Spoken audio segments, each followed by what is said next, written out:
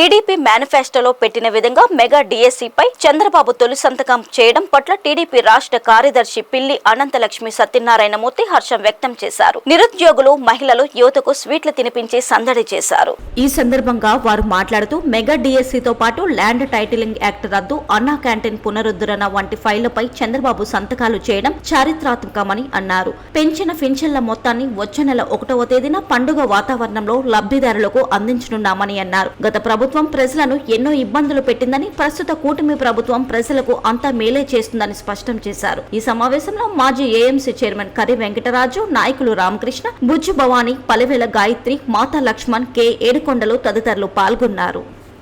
Election లో ఏవైతే తిరిగేవో అందరికి మేము పెన్షన్ పెంచుతాము, మీకు అన్ని కూడా తెలుగుదేశం ప్రభుత్వం చంద్రబాబు నాయుడు గారికి వస్తే అన్ని కూడా మేము చేస్తామని ప్రతి ఇంటికి వెళ్ళి ప్రతి మహిళని కూడా మేము అడిగాం. ఆ విధంగానే మహిళలు, జోదలు అందరూ కూడా ఒక్కరు కూడా వెనక్కి తిరగకుండా గ్లాస్ కోటేసి నెగ్గించారు.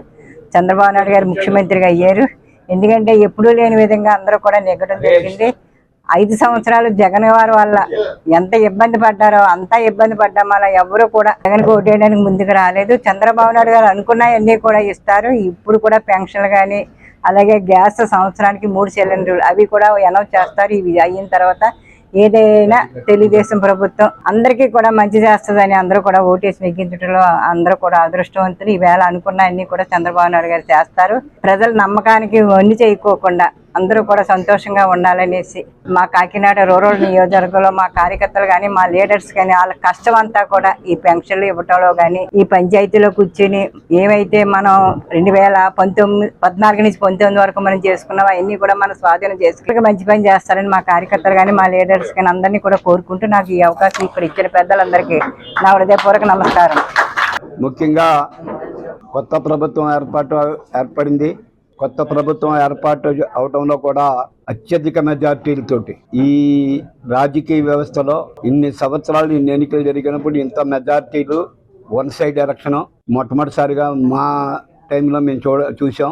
అందరికీ అబౌవ్ 25,000, 30,000, 40,000 మెజార్టీలతో చాలా మంది నెగ్గటం జరిగింది. అది కూడా 164 సీట్లతోటి మీ విజయ సంకేతం ఎగరవేయటం మీద అందరూ కూడా తెలిసింది. ప్రత్యేకంగా ఓట్లేసి గత ప్రభుత్వం మీద ఉన్న ద్వేషాన్ని కొత్త ప్రభుత్వం మీద ఉన్న ఆదరణ చూపించి అమితంగా ఓటేసిన సోదరి ప్రజానీకానికి అందరికీ అన్ని విధాలుగా కూడా ఎప్పటికప్పుడు మేము చేస్తున్న కార్యక్రమాలు ఈ 5 సంవత్సరాలు చిన్న చిన్న తప్పులు జరుగుతున్నాయని హెచ్చరిస్తూ మంచిని మంచిగా చూపిస్తూ మా ప్రభుత్వానికి గతంలో ఏ విధంగా ఆ ప్రభుత్వానికి చేయూతనిచ్చారో ఆ విధమైన చేయూతనిచ్చి మమ్మల్ని ముందుకు నడిపించాలని చెప్పి మిమ్మల్ని అందరినీ కూడా కోరుకుంటా ఉన్నాం.